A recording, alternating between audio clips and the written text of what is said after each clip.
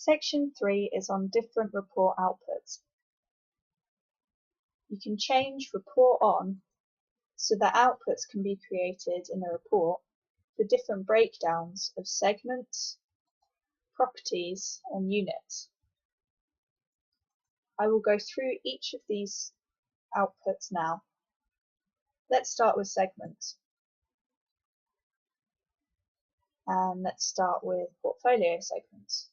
Selecting this, we are no longer dealing with property ID. What we need in here is actually the title of the segment we wish to show in outputs.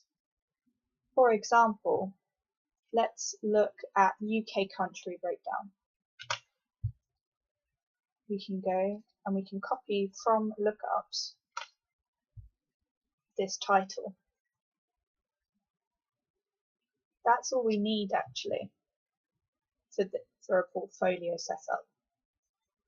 So when we go to cash flow, hit report, and crucially make sure we hit the reformat report tick. When we start the generation, it should, as you can see, reformat everything and report on exactly what we want. Now it's only showing us England and Scotland, but that's because our properties are only for England and Scotland. So here we can see the breakdown of total cash flow over months for our properties in England and in Scotland. We can show the difference between these locations. Alternatively, we could have type instead of UK countries. So by doing this, what we effectively are wanting to get out is to see the differences between retail, office, industrial and other. So again, because we're on a portfolio setting, all we need is the title to be inputted into this field. Go to cash flow, select report, and crucially the reformat reports. Once generated, the results should show the breakdown of retail and offices.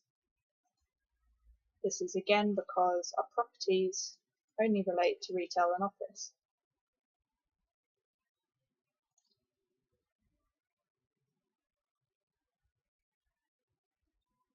We can also do selected segments. In this instance, we need to have the type or the title still set in there. But say if we only wanted to report on retail and we wanted to exclude the office outcomes, we need to input underneath the title that we only want in retail. Going to cash flow, selecting a report, reformat reports, and starting again. This should only generate the outcome of total cash flow for retail as a sector.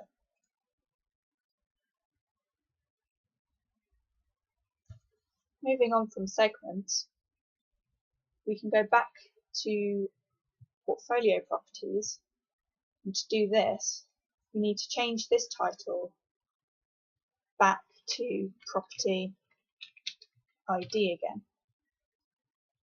Because we're on portfolio again, all we need is that title there. And to go into cash flow, select the report, reformat reports, and go again. In a portfolio setting, remember, everything else gets generated for you. This is different from the selected properties in that when we're faced with nothing here, what we need is, yes, we need the title, but we also need which property we want to analyse. So we need the specific property ID for a selected unit. Say we don't actually want example 1, so we don't want to find out about property 1, we only want to find out about property 2. we copy over our ID, hit cash flow, report, reformat reports, and the total cash flow for that individual property is the outcome.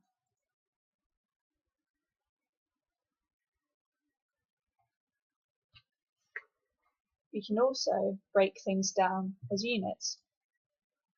Going to units, and let's start actually with selected units. Here we're no longer dealing with property ID. We therefore need to change it to unit ID because we are now working on a unit basis. And remember, because it's a selected setting, not a portfolio setting, we need to input the unit ID for each unit that we want to see. Say for example we don't want to look at units 1, 2 and 3, so we don't want to look at this property at all.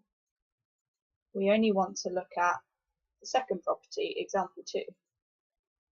We can easily only look at those units as a breakdown by copying those unit IDs into our report here. You don't need to worry about all of this stuff. Again, once you go into the cash flow, select the report, reformat reports, and start, it will generate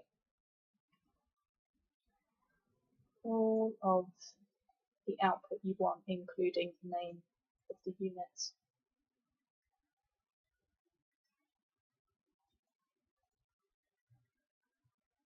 We can also have an option where we can see single property units.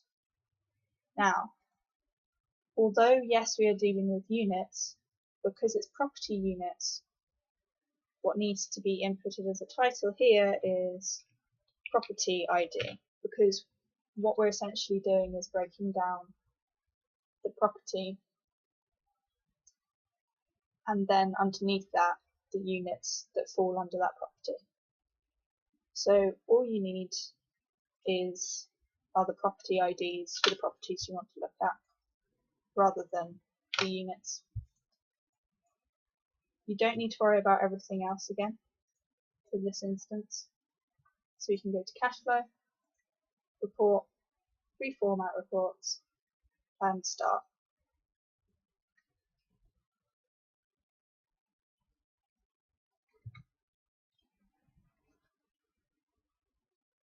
Now here, nice and neatly, we can see a perfect breakdown of each property, and then underneath that the property unit breakdown.